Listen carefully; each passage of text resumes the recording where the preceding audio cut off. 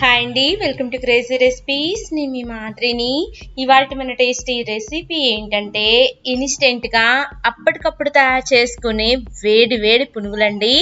ఒక్కసారి తయారు చేసుకోండి, చాలా అంటే చాలా బాగా నచ్చుతాయి. ఈ పునుగుల కోసమని మీరు పిండి నానబెట్టాల్సిన అవసరం లేదు. అలాగే ఈ పునుగుల్లోకి టేస్టీ అయిన ఉల్లిపాయ పచ్చడి కూడా తయారు చేసుకుందాము. ఈ రెండిటి కాంబినేషన్తో చల్లగా వర్షం పడుతుంటే వేడివేడిగా తింటూ ఉంటే సూపర్ టేస్టీగా ఉంటాయి. ఇవాళ మనం గోలీ బజ్జీని తయారు చేసుకుందాము. దానికోసమని ఇక్కడ నేను ఒక అరకప్పు పెరుగుని తీసుకున్నానండి. అంటే ఒక 100 గ్రాముల పెరుగుని తీసుకున్నాను. దీంట్లోకి 200 గ్రాముల మైదా పిండిని యాడ్ చేసుకోవాలి. అలాగే దీని మొత్తానికి సరిపడా ఒక స్పూన్ ఉప్పుని, అలాగే 2 చిటికెళ్ల వంట సోడాని వేసుకొని పెరుగులోకి ఇదంతా కూడా ఒకసారి బాగా కలిసేలాగా కలుపుకోండి. ఇప్పుడు దీంట్లోకి కొంచెంగా వాటర్ని యాడ్ చేసుకుంటూ పిండి మొత్తాన్ని కూడా మనం పునుగులకి ఎట్లా అయితే కలుపుకుంటామో అలాగా కలుపుకొని ఇలాగ ఈ కన్సిస్టెన్సీలో ఉంచుకొని దీని మీద మూత పెట్టేసి కనీసం అరగంట పాటు నానేలాగా చూసుకోవాలి. కరెక్ట్గా నేను టైం చెప్తున్నానండి, అరగంట కన్నా మీకు ఎక్కువ నానాల్సిన అవసరం లేదు.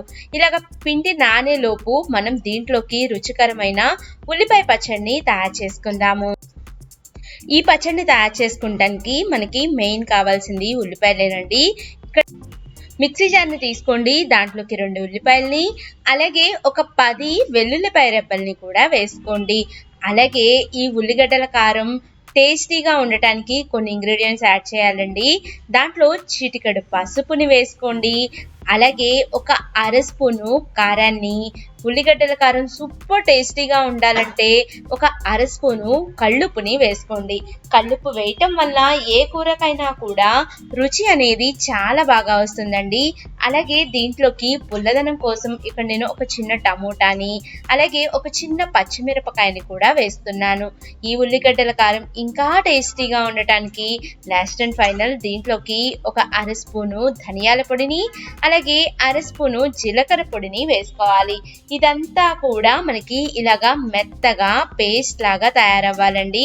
వీడియోలో చూపిస్తున్నట్టుగా ఈ ఉల్లిగడ్డల కారానికి ఇంకా రుచిని పెంచే మనం పోపును వేసుకుందాము. పోపు వేసుకుంటానికి స్టవ్ మీద ఇలాంటి వెడల్పాటి చిన్న బాండీని పెట్టుకోండి. దీంట్లోకి ఒక 2 స్పూన్లు ఆయిల్ని యాడ్ చేయండి. నూనెంతా కూడా లైట్గా వేడయ్యేలాగా వేడి చేసుకోండి. దీంట్లోకి 1 స్పూను పోపు దినుసుల్ని వేయండి. పోపు దినుసుల్లోకి ఆవాలు, జీలకర్ర, పచ్చిపప్పు, అలాగే మినపప్పుని వేసుకోండి. 2 రెమ్మల కరివేపాకు కూడా వేగాక ముందుగా మనం తయారు చేసుకున్న ఈ పచ్చడిని వేసుకొని మొత్తం అంతా కూడా బాగా కలిసేలాగా కలుపుకొని ఇంకొక 2 నిమిషాల పాటు బాగా వేగేలాగా వేయించుకోవాలి. దీని మొత్తాన్ని కూడా ఓ పక్కన పెట్టేసుకోండి. టేస్టీ అయిన ఉల్లిగడ్డల కారం తయారైపోయింది కదా. అలాగే ఈలోపు మనకి గోలీ బజ్జీకి పిండి కూడా రెడీ అయిపోయి ఉంటుందండి, చక్కగా నానిపోయి ఉంటుంది. పిండి అంతా నానాక లాస్ట్ అండ్ ఫైనల్ దీంట్లోకి 2 స్పూన్లు బియ్యం పిండిని యాడ్ చేసుకోవాలండి. మీరు తడి బియ్యం పిండినైనా వేసుకోవచ్చు, లేదా పొడి బియ్యం పిండినైనా వేసుకోవచ్చు. అలాగే ఇప్పుడు దీంట్లోకి ఒక్క పచ్చిమిరపకాయని మీకు ఎంతైతే సన్నగా వీలవుతుందో అంత సన్నగా కట్ చేసుకొని ఈ పిండిలోకి వేసుకోండి. పునుగులు సూపర్ క్రిస్పీగా రావాలి అంటే ఇక్కడ నేను ఒక నిమ్మకాయని పిండుతున్నానండి. ఈ పునుగులు పైనంతా కూడా క్రిస్పీగా వస్తాయి, అలాగే లోపలంతా కూడా సూపర్ సాఫ్ట్గా ఉంటాయి. అలాగే తినేటప్పుడు కూడా రుచి అనేది అద్భుతంగా ఉంటుందండి. ఇలాగా ఈ ఒక్క నిమ్మకాయను కూడా పిండుకొని ఇంకొకసారి ఇదంతా కూడా బాగా కలిసేలాగా కలుపుకోవాలి. అలాగే దీంట్లోకి చిన్న అల్లం ముక్కల్ని, అలాగే ఒక అర స్పూను జీలకర్రని వేసేసుకున్నారే అనుకోండి, దీని టేస్ట్ ఇంకా రెట్టింపు అవుతుందండి. ఇలాగా పిండి మొత్తం కూడా ఇంకొకసారి బాగా కలిసేలాగా కలుపుకోవాలి. చూసారా, మనకి పిండి అంతా కూడా ఇలాగా ఈ కన్సిస్టెన్సీలో ఉండాలి. పిండి రెడీ అయిపోయింది కదండి. అలాగే పునుగులు వేసుకునేటప్పుడు మనం ఒక గిన్నెలోకి నీళ్ళని పక్కన పెట్టుకొని మధ్యలో మన చేతుల్ని ఇలాగా తడి చేసుకొని పిండిని తీసుకుంటే చాలా ఈజీగా పిండి వస్తుందండి. పునుగులు వేసుకోవటం కూడా ఈజీ అవుతుంది. నెక్స్ట్ మన రెసిపీ వచ్చేసేసి ఈ పునుగుల్ని ఎలాగ ఫ్రై చేసుకోవాలో చూద్దామండి. స్టవ్ మీద వెడల్పాటి బాండీలోకి డీప్ ఫ్రైకి సరిపడా నూనెను పెట్టుకొని ఈ నూనెలోకి ఒక్కొక్క పునుగుని నెమ్మదిగా డ్రాప్ చేయండి. ఇలాగా మొత్తం అంతా కూడా ఒకటేసారి వేసుకుంటే మీకు తినేటప్పుడు చాలా ఈజీగా పిక్ చేసుకోవచ్చు. ఇప్పుడు మనం ఎంతైతే చిన్నవి వీలవుతాయో అంత చిన్నవి వేసుకోండి. అప్పుడే పునుగులు టేస్ట్ అనేది సూపర్గా వస్తుంది.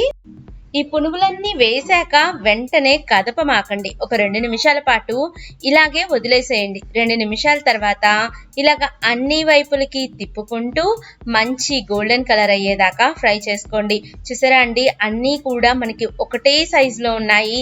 అలాగే చూస్తుంటేనే మనకి నోట్లో నీళ్ళు ఊరిపోతున్నాయి కదా. చూసారా అండి, మనకి వేడి వేడి గోలీ బజ్జీలు తయారైపోయినాయి. అంతేనండి, ఈజీగా పర్ఫెక్ట్గా అన్ని ఇంట్లో ఉన్న వాటితోటి మనం ఈ రెసిపీని తయారు చేసుకోవచ్చు. ఇప్పుడు దీంట్లో ఉన్న ఎక్కువ నూనె మొత్తాన్ని కూడా తీసేద్దాము. దీంట్లోకి అల్లం పచ్చడితో కానీ లేదా ముందుగా మనం తయారు చేసుకున్న ఉల్లిగడ్డల కారంతో కానీ తింటే సూపర్ టేస్టీగా ఉంటుందండి. అలాగే దీంట్లోకి మధ్య మధ్యలో పచ్చి ఉల్లిపాయ నలుచుకొని తినండి, అద్భుతంగా ఉంటుంది.